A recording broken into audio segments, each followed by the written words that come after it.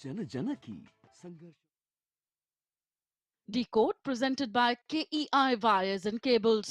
विकसित भारत का विकसित wire. Powered by Swaraj Tractors. नया स्वराज मेरा Swaraj. Co-powered by Mongia Steels, steel का बादशाह. इन एसोसिएशन विद चले ज्यादा और पैसे बचाए, इसीलिए अब से जो धोए वो धो डाला. सभी पशुपालकों की पसंद, देश का नंबर 1 कपिला पशु आहार.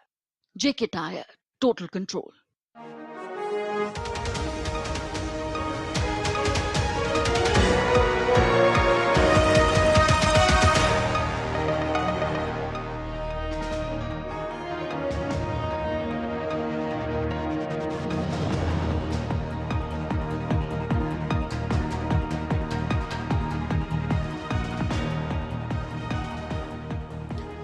नमस्कार, मैं हूं सुधीर चौधरी और डिकोड में आपका स्वागत है। तो आइए आज की खबरों को आपके लिए डिकोड करते हैं। आज सबसे पहले हम आपको यह बताएंगे कि कल संयुक्त राष्ट्र में अमेरिका के राष्ट्रपति डोनाल्ड ट्रंप अपना भाषण देने से पहले इतने नाराज क्यों हो गए। इस समय पूरी दुनिया में ट्रंप के भाषण से ज्यादा चर्चा उनके खराब मूड की हो रही है। ट्रंप के इस खराब मूड की दो वजहें थी।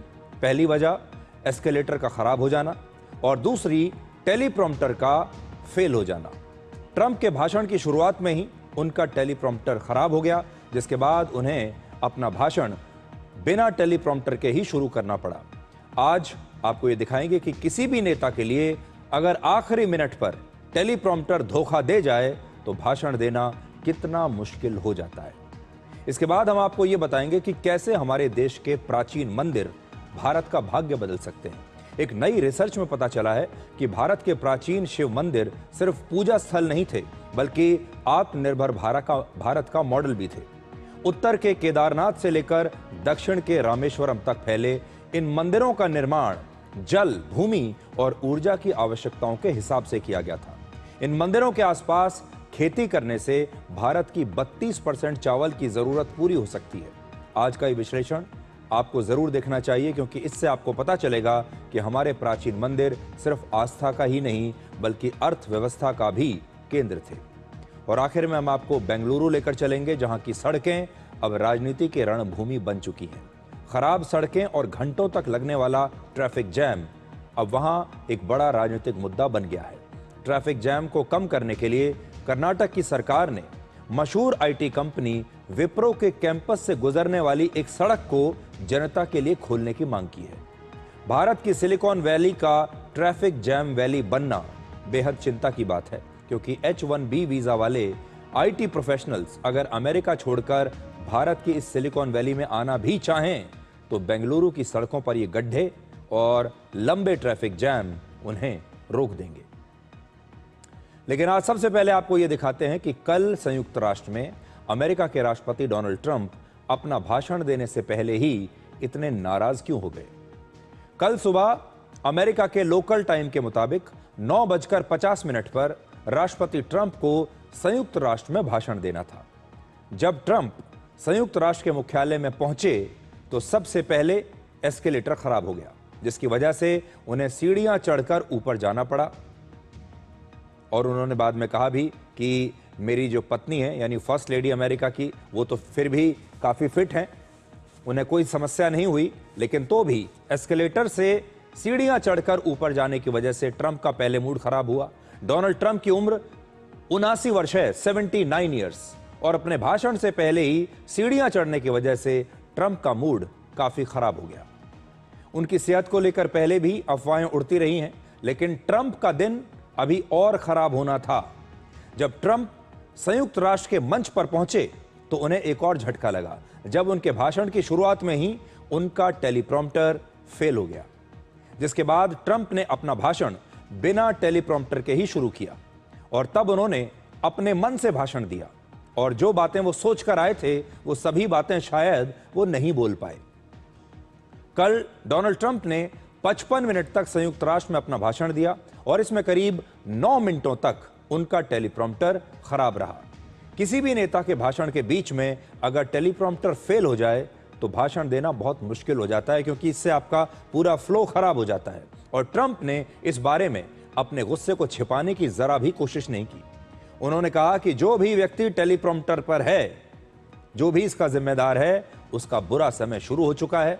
तो आप सबसे पहले देखिए कि ट्रंप ने परेशान होकर टेलीप्रॉम्प्टर के बारे में क्या कहा। Thank you very much. Very much appreciated.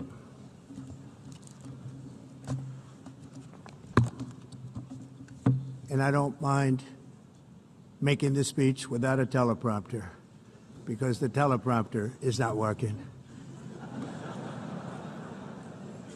I feel very happy to be up here with you nevertheless, and that way you speak more from the heart.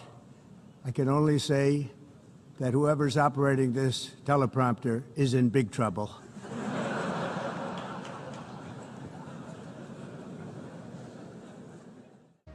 आप में से ज्यादातर लोगों ने टेलीप्रॉम्प्टर के बारे में बहुत कम सुना होगा या शायद आपको इसकी पूरी जानकारी नहीं होगी। तो आज हम आपको कुछ जानकारियां टेलीप्रॉम्प्टर के बारे में भी देना चाहेंगे। टेलीप्रॉम्प्टर किसी मॉनिटर जैसी एक स्क्रीन होती है, जैसे आपकी स्क्रीन पर यहां दिखाई दे रहा है, जो वक्ता के सामने या एंकर के सामने या किसी भी नेता के सामने ये स्क्रीन रख दी जाती है और पूरे भाषण को इसमें फीड कर दिया जाता है और वो भाषण धीरे धीरे बोलने वाले के सामने आता रहता है और आप उसे बोलते चले जाते हैं। इससे फायदा ये होता है कि आपको कागज पर लिखा हुआ भाषण बार बार नीचे देखकर नहीं पढ़ना पड़ता। जैसे अब मान लीजिए मैं अगर अपनी स्क्रिप्ट पूरी की पूरी कागज पर लेकर आ भी जाऊं तो मुझे बार बार नीचे देखकर उसे पढ़ना होगा। नेता भी अगर कोई ऐसी स्क्रिप्ट पढ़ता है तो उसे पहले नीचे देखना होगा, फिर ऊपर देखना पड़ेगा। तो दो ही तरीके हैं, या तो आप लिख कर लाइए अपनी पूरे भाषण को या स्क्रिप्ट को और उसे पढ़कर बोलिए, या फिर वक्ता को अपना पूरा भाषण याद रखना पड़ेगा। तो टेलीप्रॉम्प्टर का फायदा यह है कि आपको अपना भाषण पूरा याद नहीं रखना होगा। और वैसे भी 1 घंटे का भाषण कौन याद कर सकता है। दुनिया भर में ज्यादातर सभी बड़े नेता जब बड़े बड़े मंचों से अपना भाषण देते हैं तो हमेशा टेलीप्रॉम्प्टर का ही इस्तेमाल करते हैं, हमेशा से, क्योंकि आधे घंटे या 1 घंटे के इतने लंबे भाषण को ना तो याद करना संभव है और ना ही कागज से देखकर पढ़ना संभव है। इसलिए उन्हें टेलीप्रॉम्प्टर का इस्तेमाल करना पड़ता है और टेलीप्रॉम्प्टर का इस्तेमाल करने से सामने बैठे दर्शकों को भी ऐसा आभास होता है जैसे बोलने वाला व्यक्ति, वक्ता या नेता उन्हें सीधे देखकर बात कर रहा है। कुछ लोग ऐसे भी हैं जो नेताओं द्वारा टेलीप्रॉम्प्टर से भाषण देने का अक्सर मजाक उड़ाते हैं और ये सोचते हैं कि जो भी लोग टेलीप्रॉम्प्टर पर देखकर बात कर रहे हैं असल में वो सिर्फ देखकर कुछ पढ़ रहे हैं। लेकिन टेलीप्रॉम्प्टर का इस्तेमाल पूरी दुनिया के नेता, बड़े बड़े अभिनेता और न्यूज एंकर्स करते हैं, क्योंकि इतनी लंबी लंबी लाइनों को, इतनी लंबी स्क्रिप्ट को या भाषण को याद करना मानवीय तौर पर संभव ही नहीं है। बहुत सारे लोग मुझसे भी यह बात पूछते हैं कि जब मैं डिकोड आपके सामने प्रस्तुत करता हूं तो मेरे सामने टेलीप्रॉम्प्टर होता है या उस समय मैं लाइव अपने मन से कुछ पढ़ता हूं। तो उस समय लाइव अपने मन से कुछ भी बात करना इतना संभव नहीं है, क्योंकि अगर आप अपने विचारों को लिख लेंगे पहले से, वो विचार आपके ही हैं, वो लिखा आपने ही है, लेकिन अगर आप उसे ठीक से लिख लेते हैं, ठीक से शब्दों में पिरो लेते हैं और फिर उसे टेलीप्रॉम्प्टर पर डाल देते हैं तो इससे समय भी बचता है और आपका परफॉर्मेंस भी अच्छा होता है और सुनने वाले को ठीक से समझ में भी आता है। आपको याद रखना चाहिए कि टेलीप्रॉम्प्टर का इस्तेमाल करना बुरी बात नहीं है। टेलीप्रॉम्प्टर में भी वही लिखा होता है जो हमने दिन भर बोलने के लिए शाम को तैयार किया होता है। टेलीप्रॉम्प्टर में ही वही लिखा होता है जो उस नेता के विचार होते हैं, जो कोई भी नेता या कोई भी न्यूज एंकर या कोई भी अभिनेता दिन भर जब अपने नोट्स बनाते हैं, अपना भाषण तैयार करते हैं, अपना स्क्रिप्ट तैयार करते हैं और फिर उसे उन्हीं के विचारों को, उन्हीं के भाषण को टेलीप्रॉम्प्टर में फीड कर दिया जाता है और इसकी वजह से समय बचता है, आप सीधे बोलते हुए अटकते नहीं हैं और आपका जो प्रदर्शन है, बोलने में जो स्पष्टता है वो भी बनी रहती है। और इस समय भी मैं आपके सामने जब बात कर रहा हूं तो बहुत सारी चीज़ें टेलीप्रॉम्प्टर पर लिखी होती हैं, बहुत सारी चीज़ें ऐसी भी होती हैं जो उस समय अगर आपको याद आ जाती हैं लाइव सिचुएशन में तो आप उस समय बिना टेलीप्रॉम्प्टर के भी बोल सकते हैं और ज़्यादातर लोग यही करते हैं। वो टेलीप्रॉम्प्टर के जो नोट्स हैं उन्हें भी देखते रहते हैं और उस समय उसमें लाइव कुछ बदलाव भी करते रहते हैं। तो ये तो हुई टेलीप्रॉम्प्टर की बात जिसने मूड खराब कर दिया राष्ट्रपति ट्रंप का। अब आपको राष्ट्रपति ट्रंप का असली भाषण सुनाते हैं। संयुक्त राष्ट्र के मंच पर ट्रंप ने अपनी तारीफ की, खुद की, ट्रंप ने कहा कि उन्होंने 1, 2, 3 या 4 नहीं बल्कि पूरे 7 युद्ध रुकवाए हैं और यह काम असल में संयुक्त राष्ट्र का था। ये युद्ध रुकवाने का काम, दुनिया में शांति स्थापित करने का काम तो संयुक्त राष्ट्र का है, लेकिन ये काम उन्हें करना पड़ रहा है और ऐसी तारीफ करने के लिए उन्हें असल में किसी टेलीप्रॉम्प्टर की आवश्यकता ही नहीं थी, क्योंकि ट्रंप अपने बारे में ये बयान न जाने कितनी बार पहले दे चुके हैं, कितनी बार दुनिया को बता चुके हैं कि इस समय जो बड़े बड़े युद्ध चल रहे हैं पूरी दुनिया में, उन सब को ट्रंप ने ही रुकवाया है। और कल भी अपने भाषण में उन्होंने यही बात कही, अपनी जमकर तारीफ की। I ended 7 wars, dealt with the leaders of each and every one of these countries, and never even received a phone call from the United Nations offering to help in finalizing the deal. All I got from the United Nations was an escalator that on the way up stopped right in the middle. If the First Lady wasn't in great shape, she would have fallen, but she's in great shape. We're both in good shape. We both stood. And then a teleprompter that didn't work. These are the 2 things I got from the United Nations, a bad escalator and a bad teleprompter. Thank you very much. तो कल उन्होंने संयुक्त राष्ट्र का काफी मजाक उड़ाया और उन्होंने कहा कि संयुक्त राष्ट्र से मुझे 2 ही चीजें मिली हैं, एक तो खराब एस्केलेटर जिसकी वजह से मैं गिरता गिरता बचा, और दूसरा राष्ट्र का काफी मजाक उड़ाया और उन्होंने कहा कि संयुक्त राष्ट्र से मुझे 2 ही चीजें मिली हैं, एक तो खराब एस्केलेटर जिसकी वजह से मैं गिरता गिरता बचा, और दूसरा खराब टेलीप्रॉम्प्टर।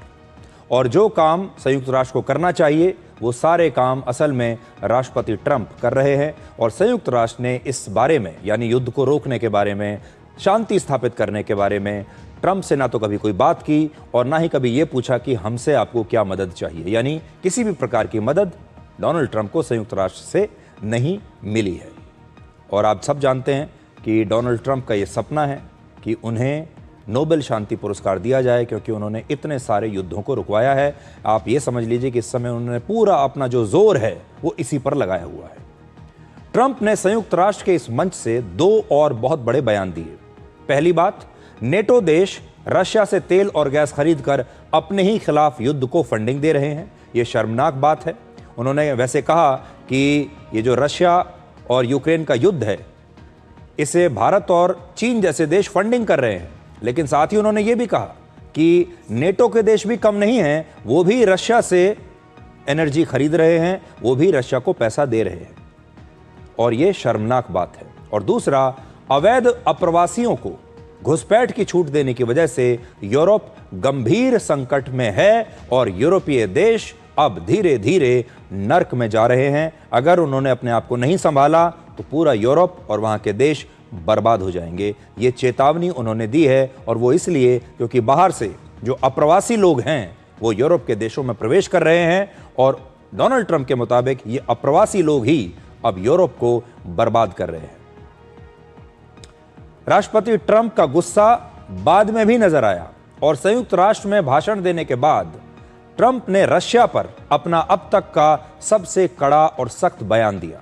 उन्होंने यूक्रेन के राष्ट्रपति से मुलाकात के दौरान कहा कि अगर रशिया के विमान नेटो देशों की सीमा में प्रवेश करते हैं तो उन्हें मार गिरा दिया जाना चाहिए। अब हम आपको ट्रंप और पाकिस्तान के प्रधानमंत्री शहबाज शरीफ के बीच हुई मुलाकात के बारे में भी दिखाएंगे, क्योंकि इसकी भी बड़ी चर्चा हो रही है। संयुक्त राष्ट्र में पाकिस्तान के प्रधानमंत्री भी पहुंचे हुए हैं, दोनों के बीच मुलाकात हुई, लेकिन बड़ी छोटी सी मुलाकात थी, सिर्फ 36 सेकंड की मुलाकात थी। मतलब ट्रंप ने शहबाज शरीफ को सिर्फ 36 सेकंड दिए। अब पूरा मामला समझिए। संयुक्त राष्ट्र महासभा की साइडलाइंस पर ट्रंप और अरब देशों की एक मीटिंग हुई, मुस्लिम देशों की एक मीटिंग हुई। इसमें बड़े बड़े मुस्लिम देशों के साथ शहबाज शरीफ को भी आने का निमंत्रण दिया गया था, क्योंकि ट्रंप दुनिया भर के मुस्लिम देशों से मिल रहे हैं। हालांकि इस मीटिंग में ट्रंप के बिल्कुल पास में तुर्की के लीडर बैठे रहे और शहबाज शरीफ को उन्होंने दूर बैठने के लिए जगह दी। इस मुलाकात के तुरंत बाद जब ट्रंप इस मीटिंग से बाहर निकल रहे थे, तब उनकी और शहबाज शरीफ की एक छोटी सी मुलाकात हुई, 36 सेकंड की मुलाकात। और जाहिर सी बात है शहबाज शरीफ को यह अच्छा नहीं लगा होगा, क्योंकि ट्रंप असीम मुनीर को तो व्हाइट हाउस में बैठाकर लंच कराते हैं, उनके साथ 1-to-1 बैठकर बात करते हैं। लेकिन शहबाज शरीफ जो कि प्रधानमंत्री हैं और पाकिस्तान में उनका जो कद है, उनका जो पद है वो असीम मुनीर से बड़ा है, लेकिन फिर भी असीम मुनीर को सिर्फ 36 सेकंड मिलते हैं और पाकिस्तान में इसे एक ऐतिहासिक मुलाकात करके शहबाज शरीफ बेच रहे हैं।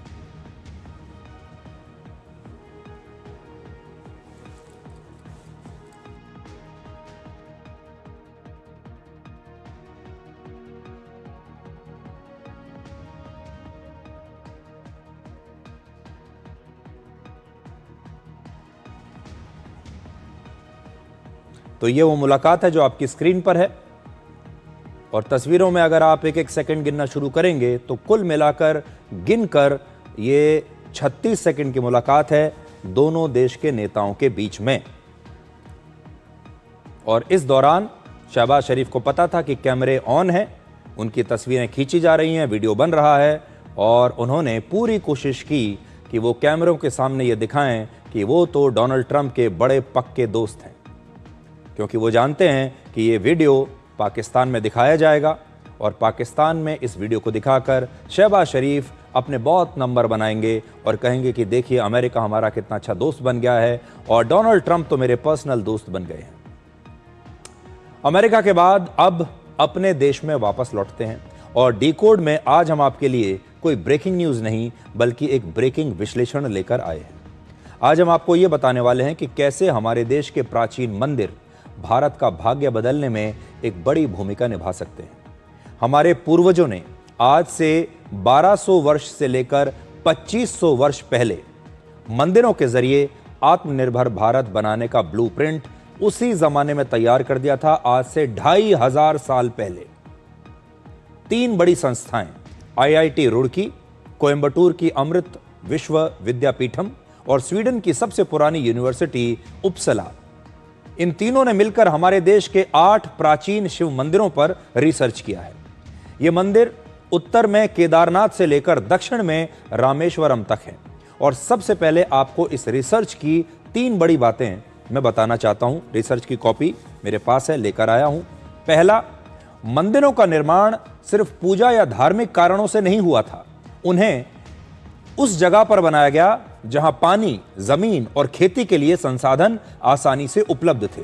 यानी मंदिर बनाते समय प्राकृतिक संसाधनों की समझ भी थी और मंदिरों को ऐसी जगह पर बनाया गया जहां पर प्राकृतिक संसाधन अच्छी मात्रा में मौजूद थे।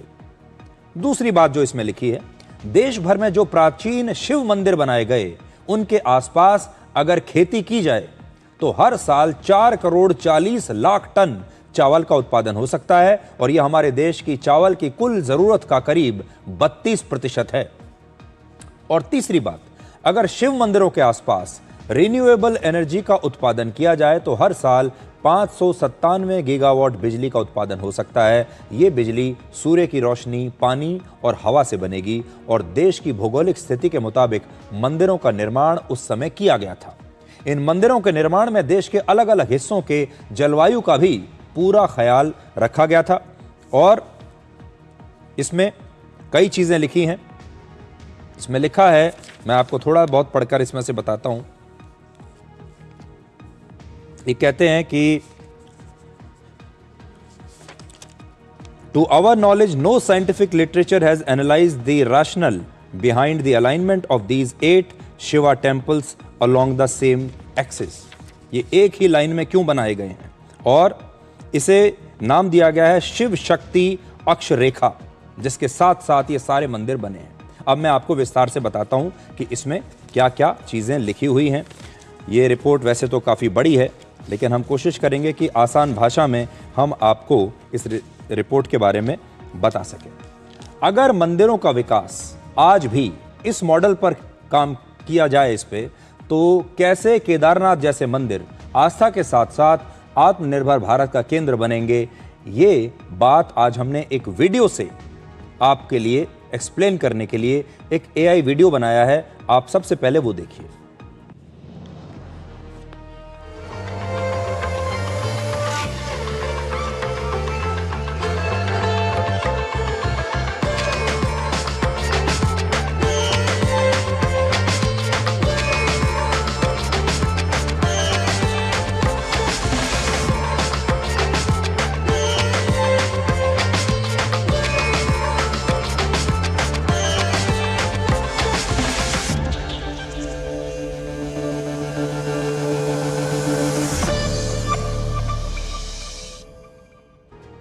तो जो बड़ा पॉइंट आज हम आपके सामने रखने वाले हैं इस रिसर्च के आधार पर वो ये है कि जो हमारे देश के प्राचीन मंदिर हैं, जो लगभग 2-2.5 हजार साल पुराने मंदिर हैं, इन मंदिरों के निर्माण में आस्था के साथ साथ विज्ञान का भी पूरा ध्यान रखा गया था।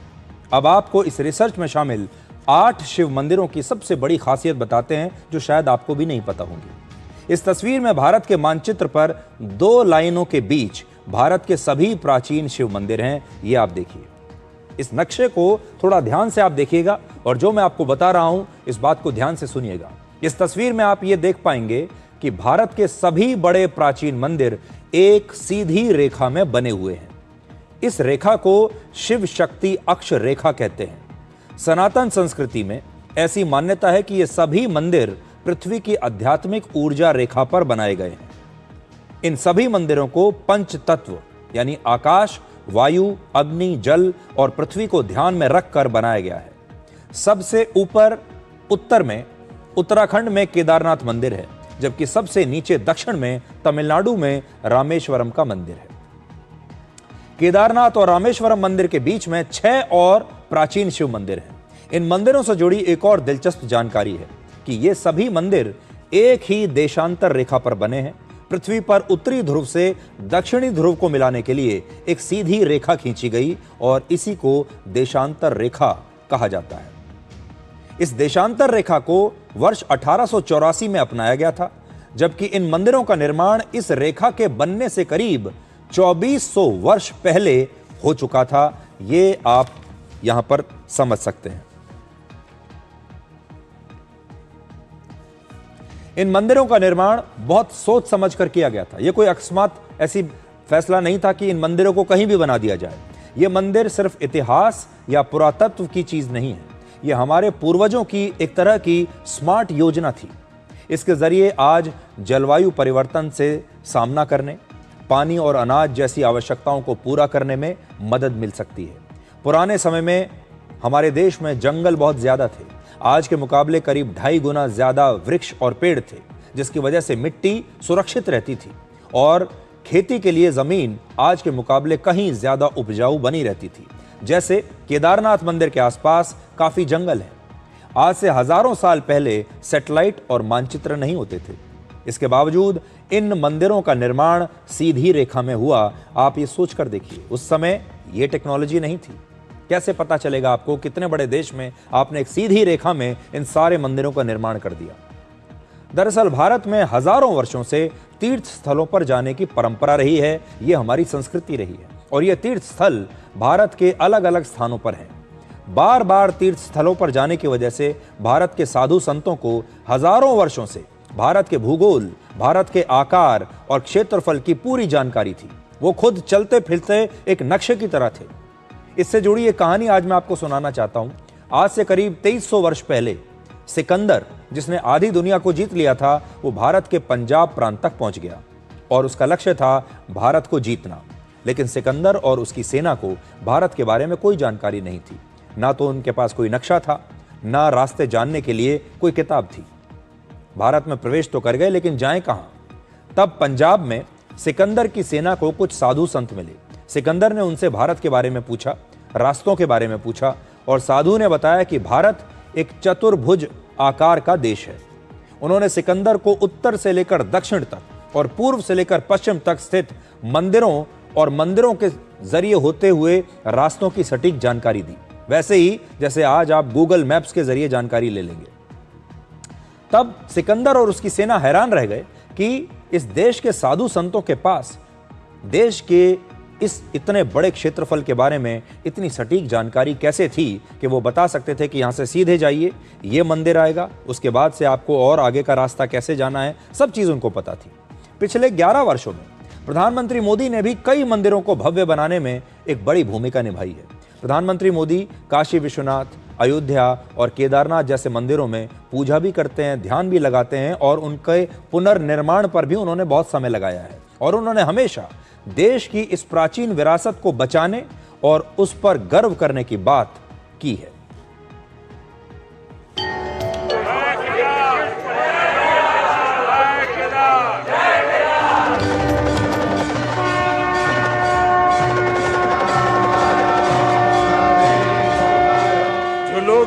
जाते थे वो सोचते थे कि क्या अब ये हमारा केदार धाम या हमारा केदारपुरी फिर से उठ खड़ा होगा क्या?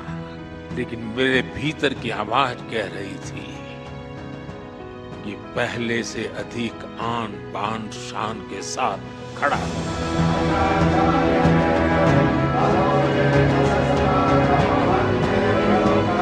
इस आदि भूमि पर शाश्वत के साथ आधुनिकता का ये मेल, विकास के ये काम भगवान शंकर की सहज कृपा का ही परिणाम है। भारत का तो विजन है विकास भी विरासत भी। काशी में विश्वनाथ कॉरिडोर हो, अयोध्या में राम मंदिर का निर्माण हो, विरासत को लेकर भारत के इस संकल्प में पूरी मानवता की सेवा का भाव जुड़ा है।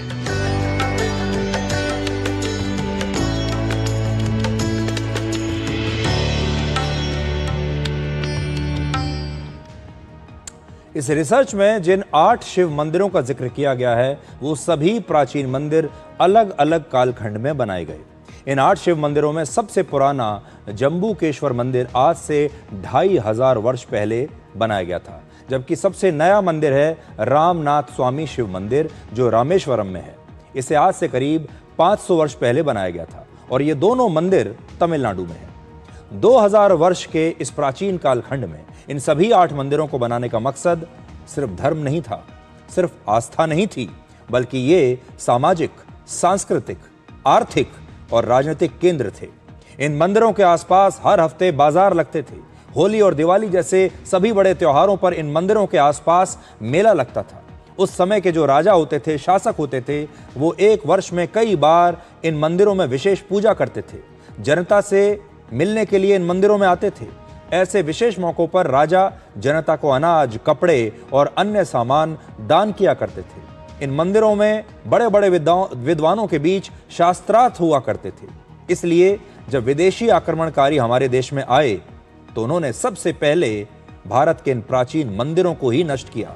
इन्हें सबसे पहले उन्होंने निशाना बनाया, क्योंकि ये मंदिर जो हैं ये सिर्फ मंदिर नहीं थे, ये आस्था थी इनके मंदिरों में, हमारी संस्कृति थी, हमारी अर्थव्यवस्था इन मंदिरों के अंदर थी, हमारा ज्ञान इन मंदिरों के अंदर था, हमारा आसपास की चीजों को लेकर, हमारे जीवन को लेकर जो हमारी समझ थी वो सब इन मंदिरों में थी।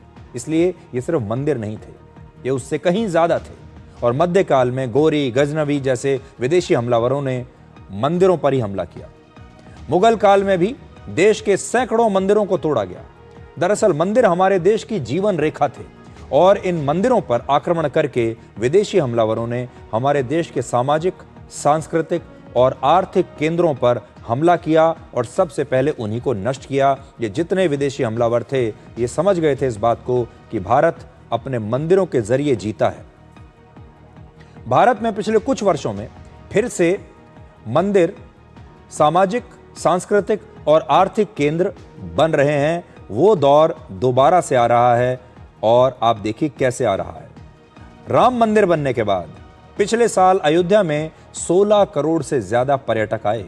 अयोध्या में आज नए नए होटल्स बन रहे हैं, नई दुकानें खुल रही हैं। अयोध्या आज एक बहुत बड़ा व्यावसायिक केंद्र बन गया है।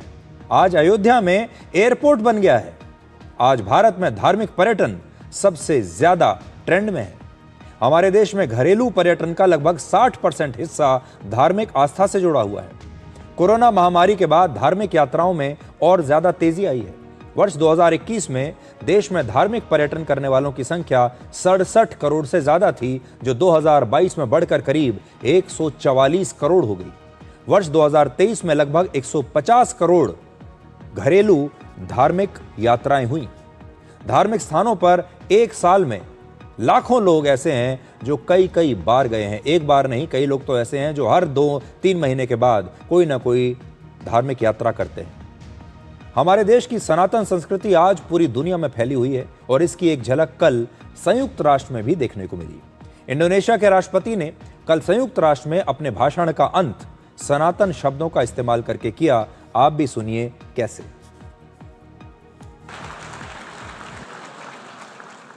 Om Santi, Santi, Santi, Om. Namo Buddhaya.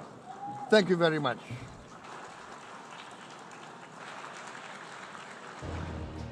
तो आप देखिए, आज हमने आपको आपका परिचय हमारे देश के प्राचीन मंदिरों से एक बार फिर से कराने की कोशिश की है। आज के ज़माने के जो कुछ लोग हैं वो इन मंदिरों को असल में अंधविश्वास का केंद्र मानने लगे हैं। कहते हैं ये तो अंधविश्वास है, लेकिन इन मंदिरों में अंधविश्वास नहीं है, इनमें विज्ञान है, इनमें अर्थव्यवस्था है, इसमें सनातन की संस्कृति है। इन मंदिरों में पूरा भारत आज जीता है और इसीलिए आज हम आपको ये बताने के लिए आए हैं कि जो मंदिर हैं अब ये दोबारा से आपके जीवन में लौट रहे हैं। सनातन के बाद अब लौटते हैं बेंगलुरु की सड़कों पर और ये सड़कें अब राजनीति की रणभूमि बन चुकी हैं। भारत का सिलिकॉन वैली कहा जाने वाला बेंगलुरु आजकल अपनी आईटी सर्विसेज के लिए नहीं चर्चा में है, बल्कि सड़कों पर बड़े बड़े गड्ढे और ट्रैफिक जैम के लिए चर्चा में है। पिछले कुछ दिनों में बेंगलुरु की खराब सड़कें और घंटों तक लगने वाला ट्रैफिक जैम अब एक बड़ा राजनीतिक मुद्दा बन गए हैं। बेंगलुरु शायद भारत का ऐसा पहला शहर होगा जहां खराब सड़क और ट्रैफिक जैम पर राजनीति हो रही है और विरोध प्रदर्शन हो रहे हैं। यह एक अच्छी बात है। हम बार बार ये कहते हैं कि हमारे देश में जो राजनीति है वो प्रशासन पर होनी चाहिए, विकास पर होनी चाहिए। ये जो खराब सड़कें हमें मिलती हैं, जो कि हर शहर में होती हैं, इन पर राजनीति होनी चाहिए और बेंगलुरु में ये शुरू हो गया है। बड़ी खबर यह है कि कर्नाटक के मुख्यमंत्री सिद्धारमैया ने मशहूर आईटी कंपनी विप्रो के संस्थापक अजीम प्रेमजी को एक पत्र लिखा है और उनसे बेंगलुरु में विप्रो कैंपस के बीच से गुजरने वाली एक सड़क एक प्रकार से उधार मांगी है। सिद्धारमैया ने इस पत्र में लिखा है कि अगर ये सड़क ट्रैफिक के लिए खोल दी जाए तो इससे बेंगलुरु के आउटर रिंग रोड पर पीक आवर्स के समय ट्रैफिक जैम को 30% तक कम किया जा सकता है।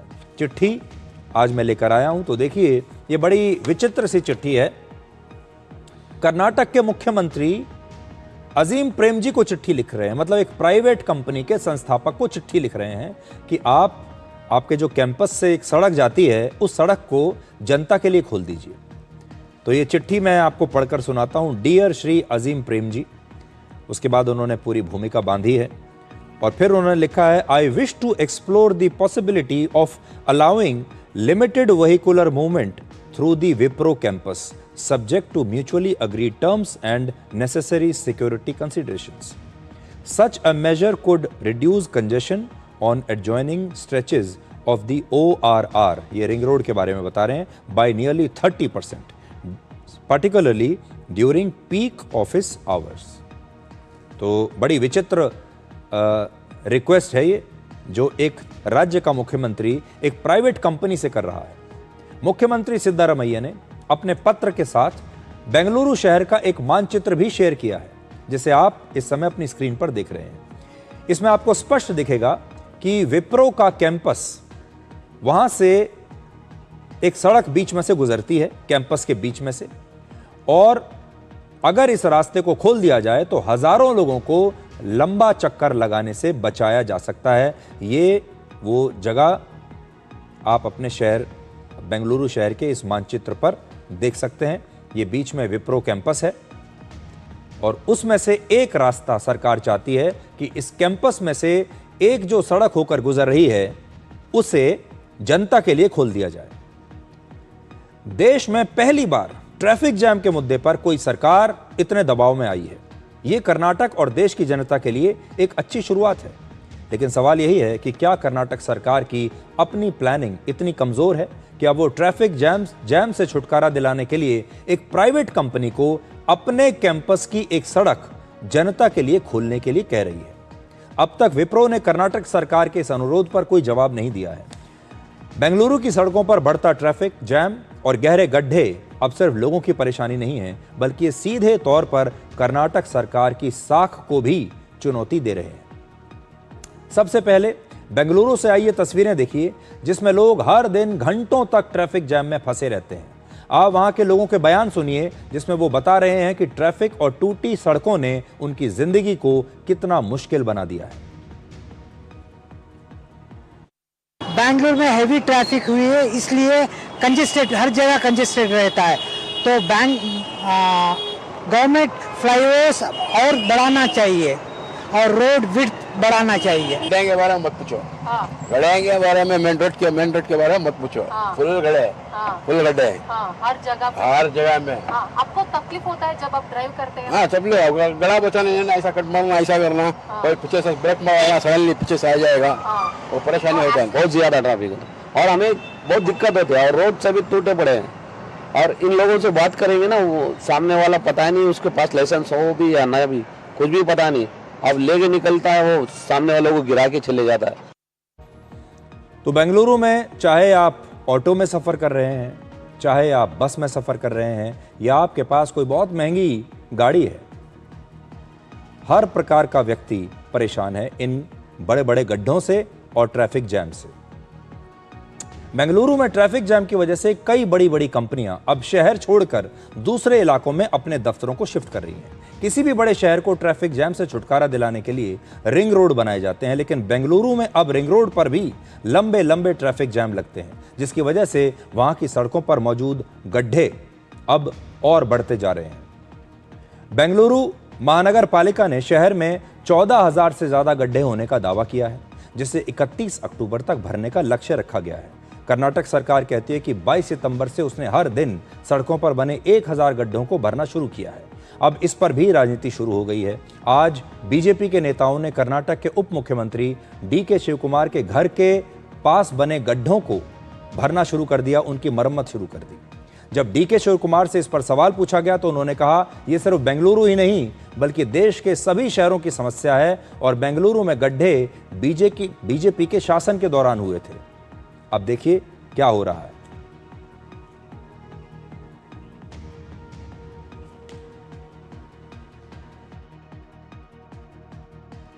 Yes, you can see everywhere it is potholes are there. Not only everywhere potholes, the media is not showing. If you want, I'll show you the potholes. All these potholes have been come at the time of BJP regime only. They are responsible for the bad administration of any roads in Karnataka state. People of Bangalore have changed its name from DK Shivakumar to Pathole Kumar. Mr. Pathole Kumar should think of releasing money to Bangalore and for the development. DK Shivakumar ji is telling that even near the residence of Prime Minister, there is a pothole. See, this is a utter lie. See, always these Congress leaders are telling lie to convince the people, but that is not the true. Traffic jam की समस्या वैसे तो देश के हर शहर में है, लेकिन भारत के बेंगलुरु में ऐसा होना ज़्यादा गंभीर है, क्योंकि H-1B वीज़ा वाले IT प्रोफेशनल्स अगर अमेरिका छोड़कर भारत की इस सिलिकॉन वैली में आए, अगर आना भी चाहें तो ये लंबे लंबे ट्रैफिक जैम और ये ख़राब सड़कें उन्हें यहाँ पर आने नहीं देंगी। यानी ये सिर्फ गड्ढों का मुद्दा नहीं है, बल्कि बेंगलुरु की ग्लोबल इमेज और IT इंडस्ट्री के भविष्य के बारे में भी ये एक बहुत बड़ा सवाल है। सड़कों में गड्ढों की वजह से बेंगलुरु में कुछ किलोमीटर की दूरी तय करना भी किसी टॉर्चर से कम नहीं है। आमतौर पर अगर ट्रैफिक कम हो और सड़कें बेहतर हों तो 10 किलोमीटर की दूरी तय करने में 10 से 12 मिनट से ज़्यादा समय नहीं लगना चाहिए, लेकिन बेंगलुरु में पीक आवर्स के दौरान यही 10 किलोमीटर की दूरी तय करने में 41 मिनट से भी ज़्यादा का समय लगता है। ये औसतन समय मैं आपको बता रहा हूँ। जहाँ 10 से 12 मिनट लगने चाहिए वहाँ 41 मिनट लगते हैं। दुनिया के शहरों में ट्रैफिक की स्थिति पर टॉम नाम की एक कंपनी सालाना रिपोर्ट जारी करती है, जिसके मुताबिक बेंगलुरु दुनिया का तीसरा सबसे धीमी ट्रैफिक वाला शहर है।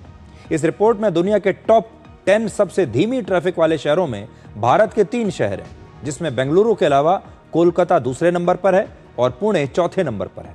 बेंगलुरु में ट्रैफिक की धीमी रफ्तार की एक और वजह है वहां लगातार बढ़ रही गाड़ियों की संख्या। फरवरी 2025 में बेंगलुरु में 1 करोड़ 20 लाख से ज्यादा गाड़ियां थी। अब आप सोचिए, गाड़ियां बढ़ती जा रही हैं, करोड़ों गाड़ियां आ गई हैं और चलने के लिए सड़कें नहीं हैं। जहां सड़कें हैं भी वो बहुत कम चौड़ी सड़कें हैं और उनमें भी गड्ढे भरे हुए हैं। दूसरा, हमारे देश में सड़कों पर अनुशासन की कमी है। लोग अनुशासन के साथ चलते नहीं हैं, रॉन्ग साइड चलते हैं और ट्रैफिक नियमों का पालन नहीं करते, उसकी वजह से भी हमारे देश में बहुत ट्रैफिक लगते हैं, बहुत ट्रैफिक जैम लगते हैं। देश में राजनीतिक पार्टियां ज्यादातर हिंदू मुस्लिम या फिर जाति की राजनीति करती हैं, रिजर्वेशन की राजनीति करती हैं, लेकिन जनता की कोशिशों के बाद अब ट्रैफिक जैम और सड़कों के गड्ढे राजनीतिक मुद्दा बन रहे हैं। ये एक अच्छी बात है। अब आपको एक और शहर लेकर चलते हैं। इस शहर का नाम है बैंकॉक। ये थाईलैंड में है और वहां की तस्वीरें दिखाते हैं। और जब ये आप तस्वीरें देखेंगे तो आपको पहले ही बता दें, ये कोई हॉलीवुड की फिल्म का सीन नहीं है और ना ही कोई AI जनरेटेड वीडियो है। तो सबसे पहले आप ये तस्वीर ही देखिए।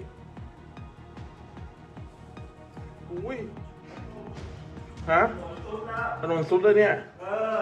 Dỡ lên. Sợ phải đạp nè. Ôi, bay một lời, bay một lời. Lột. Ơi. Lột thoải đi. Ui. Ơi, bay một lời.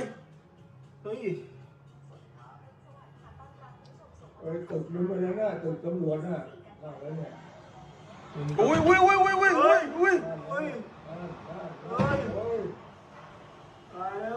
इन तस्वीर में भी आप देख सकते हैं बैंकॉक में अचानक से एक सड़क का बहुत बड़ा हिस्सा नीचे धंस गया और इस सड़क में करीब 50 मीटर की एक गहरी खाई बन गई।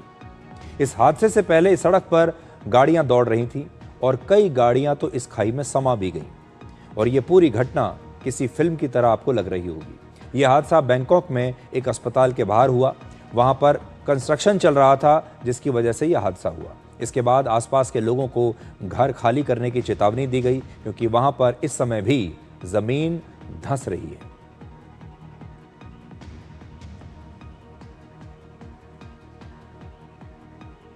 तो समस्या चाहे बेंगलुरु हो चाहे बैंकॉक हो, एक ही है। जब हम ठीक से विकास नहीं करते हैं, जब विकास में कहीं ना कहीं कोई भ्रष्टाचार आ जाता है, जब ठीक से प्लानिंग किसी शहर की नहीं होती है, तो नतीजे एक जैसे होते हैं, चाहे वो बेंगलुरु हो और चाहे बैंकॉक हो। बैंकॉक के बाद अब आपको लेकर चलते हैं अफगानिस्तान, जहां के बगराम एयरबेस की पूरी दुनिया में आजकल चर्चा चल रही है और आपको पता होना चाहिए कि ये एयरबेस फिर से चर्चा में क्यों है। अमेरिका के राष्ट्रपति डोनाल्ड ट्रंप अफगानिस्तान के इस बगराम एयरबेस को फिर से अपने कब्जे में लेना चाहते हैं। सबसे बड़ा सवाल यह है कि बगराम एयरबेस अमेरिका के लिए इतना जरूरी क्यों है, यहां पर ऐसा क्या खास है। ट्रंप ने 2 दिन पहले सोशल मीडिया पर एक पोस्ट लिखा कि अफगानिस्तान अगर बगराम एयरबेस को उन लोगों को वापस नहीं देता जिन्होंने इसे बनाया है, यानी अमेरिका को, तो इसका नतीजा बहुत बुरा हो सकता है। ऐसा डोनाल्ड ट्रंप ने लिखा है और वो कहते हैं कि बगराम एयरबेस को हमने बनाया है, यानी अमेरिका ने बनाया है और अफगानिस्तान को इसे अब अमेरिका को लौटा देना चाहिए। डोनाल्ड ट्रंप ने अफगानिस्तान को यह सीधे सीधे एक प्रकार से धमकी दी है। ट्रंप के लिए बगराम एयरबेस सिर्फ एक हवाई अड्डा नहीं है, बल्कि रणनीतिक तौर पर यह बहुत महत्वपूर्ण है अपनी लोकेशन की वजह से। बगराम एयरबेस चीन पर नजर रखने का सबसे महत्वपूर्ण ठिकाना है। यह अमेरिका की ताकत का प्रतीक और अफगानिस्तान में फिर से उसकी वापसी का एक रास्ता है। ट्रंप ने कहा कि बगराम एयरबेस को वर्ष 2021 में उन्हें छोड़ना पड़ा और इसे छोड़ने का जो फैसला था वो अमेरिका के पूर्व राष्ट्रपति जो बाइडेन की सरकार की सबसे बड़ी भूल थी। आपको याद होगा, जो बाइडेन ने जब राष्ट्रपति थे अमेरिका के, तब अमेरिका की सेनाएं अफगानिस्तान से वापस चली गई थी और ट्रंप कहते हैं कि ये उनकी भूल थी। अब अमेरिका इस एयरबेस को वापस अपने कब्जे में लेना चाहता है, उस भूल को सुधारना चाहता है। अमेरिका के लिए बगराम एयरबेस कितना महत्वपूर्ण है, इसका अंदाजा आप इस बात से लगाइए कि पिछले 2 दशकों में अमेरिका के 3 राष्ट्रपति बगराम एयरबेस जा चुके हैं। जॉर्ज बुश ने 1 मार्च 2006 को बगराम एयरबेस का दौरा किया था। बराक ओबामा ने 3 बार यहां का दौरा किया और ट्रंप ने पहली बार जब वो राष्ट्रपति बने थे तो 28 नवंबर 2019 को वो भी बगराम एयरबेस गए थे। अमेरिका की सबसे बड़ी चिंता असल में चीन है और अमेरिका को डर है कि चीन अफगानिस्तान में अपना प्रभाव बढ़ा सकता है। ट्रंप ने कुछ महीने पहले अपने ब्रिटेन दौरे के दौरान ये कहा था कि बगराम एयरबेस चीन के परमाणु हथियारों के अड्डे से सिर्फ 1 घंटे की दूरी पर है, इसलिए ट्रंप बगराम एयरबेस पर कब्जा करना चाहते हैं। ट्रंप की धमकी पर तालिबान के विदेश मंत्रालय ने कहा है कि अफगान लोगों का यह इतिहास रहा है कि वो अपने यहां कभी भी विदेशी सेना की मौजूदगी को स्वीकार नहीं करते, लेकिन बातचीत का रास्ता हमेशा खुला है। बगराम एयरबेस अफगानिस्तान का सबसे बड़ा एयरबेस है, जो अफगानिस्तान की राजधानी काबुल से लगभग 60 किलोमीटर की दूरी पर है और ऐसा माना जाता है कि इस एयरबेस के जरिए अफगानिस्तान के एक बड़े हिस्से पर कंट्रोल किया जा सकता है। आपको इस बगराम एयरबेस का आज हम एक नक्शा दिखाते हैं।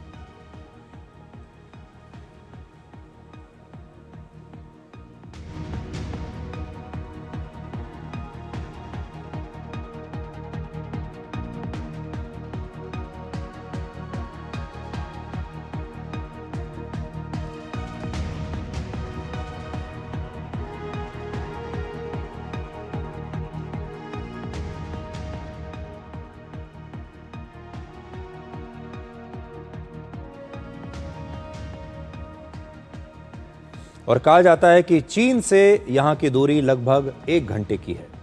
बगराम एयरबेस को सबसे पहले 1950 के दशक में सोवियत संघ ने बनवाया था। उस समय सोवियत संघ और अमेरिका के बीच शीत युद्ध चल रहा था और अमेरिका और सोवियत संघ दोनों ही अफगानिस्तान पर अपनी पकड़ मजबूत करने की कोशिश कर रहे थे। वर्ष 1979 से 1989 के बीच सोवियत और अफगान युद्ध के दौरान बगराम सोवियत सेना का एक बड़ा एयरबेस था। 1990 के दशक में सोवियत संघ जब अफगानिस्तान को छोड़कर चला गया तो धीरे धीरे बगराम एयरबेस बेकार हो चुका था।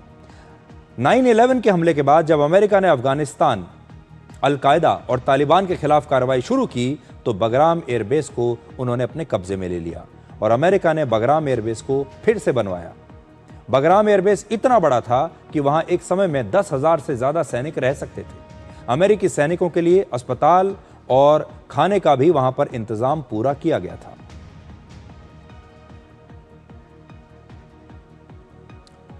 अब एक छोटा सा ब्रेक और ब्रेक के बाद आपको दिखाएंगे कि अमेरिका के राष्ट्रपति ट्रंप दोबारा इस एयरबेस पर कब्जा करना क्यों चाहते हैं।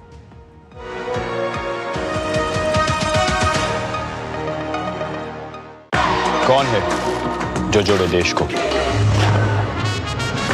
विकसित भारत का विकसित वायर। खेती में लगातार काम में भी आराम कौन दे सकता है? नया स्वराज। नया स्वराज, मेरा स्वराज। हेलो जी, टाइम क्या हुआ है? टाइम हो गया सोना जीतने का, वो भी हर घंटे। और साथ ही मिलेंगे एश्योर्ड गिफ्ट्स भी विद फिलिप्स सोने पे सुहागा ऑफर। जब हिंदुस्तान मिले हिंदुस्तान से, जय हो विजय हो, राग हो प्रवाह हो, देश हो विदेश हो, जेके हो। Visit your nearest JK Tyre Steel Wheel store today. Goldy मसाले के 100 ग्राम के स्पेशल पैक्स में फ्रेशनेस लॉक है। ऐसे गोल्डी मसाले जहां जाएं रिश्ते बनाएं। हेलो जी, टाइम क्या हुआ है? टाइम हो गया सोना जीतने का, वो भी हर घंटे। और साथ ही मिलेंगे एश्योर्ड गिफ्ट्स भी विद फिलिप्स सोने पे सुहागा ऑफर। कौन है जो जोड़े देश को? विकसित भारत का विकसित वायर।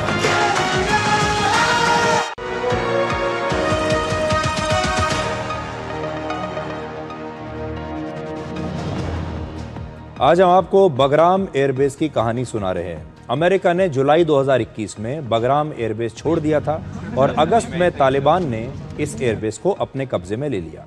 लेकिन ट्रंप अब फिर से इस एयरबेस को वापस लेना चाहते हैं और इसके जरिए ट्रंप दक्षिण एशिया में अपनी पकड़ फिर से मजबूत करना चाहते हैं। इस एयरबेस पर आने के बाद अमेरिका के लिए पाकिस्तान, ईरान, चीन और मध्य एशिया पर नजर रखना काफी आसान हो जाएगा और यही कारण है कि डोनाल्ड ट्रंप की नजर अब इस बगराम एयरबेस पर लगी हुई है। अब यह तालिबान के लिए एक अग्नि परीक्षा जैसा होगा, क्योंकि डोनाल्ड ट्रंप ने तालिबान को अपनी इच्छा बता दी है कि वो क्या चाहते हैं और तालिबान अगर तैयार हो जाता है तो इसका मतलब ये है कि एक प्रकार से अफगानिस्तान में दोबारा से अमेरिका की फौज की वापसी हो जाएगी। और अगर अफगानिस्तान मना करता है, तालिबान की सरकार मना करती है, तो फिर डोनाल्ड ट्रंप जैसा दुश्मन उनके सामने आकर खड़ा हो जाएगा और उन्हें यानी अफगानिस्तान को यह दुश्मनी बहुत महंगी पड़ेगी। अब एक छोटा सा ब्रेक, और ब्रेक के बाद डिकोड जिंदगी में आपको दिखाएंगे आज का विचार।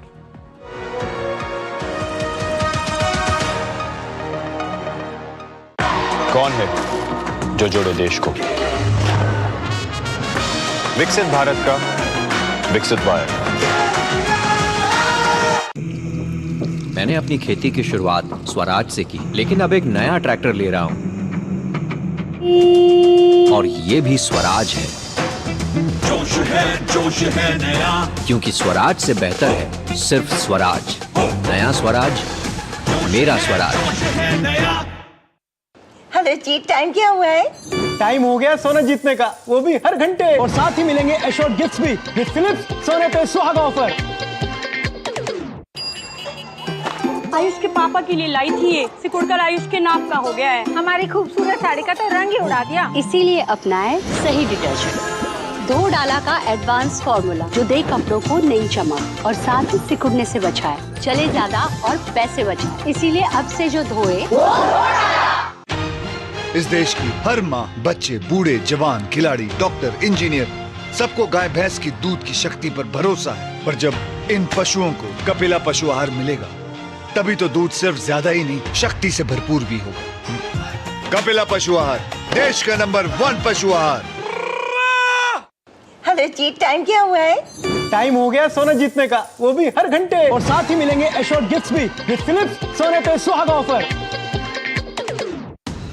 ये कड़े इम्तिहानों से नहीं डरता, इसे सालों का तजुर्बा है। इसलिए मैं भी सूर्या पाइप्स का फैन हूँ। देश की तरक्की के सच्चे साथी। सूर्या है तो भरोसा है। कौन है जो जोड़े देश को? विकसित भारत का विकसित वायर। हेलो जी, टाइम क्या हुआ है?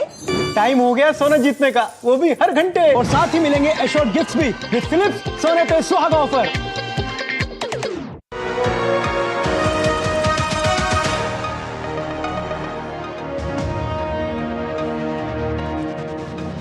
तो आज के लिए डिकोड में इतना ही। अब आपसे हमारी अगली मुलाकात होगी कल रात 9 बजे। तब तक आप खुश रहिए, सुरक्षित रहिए, स्वस्थ रहिए। और सारी दुनिया की दौलत मिलाकर भी हम एक जिंदगी नहीं खरीद सकते, लेकिन फिर भी दौलत पाने के लिए पूरी जिंदगी खर्च कर देते हैं। नमस्कार।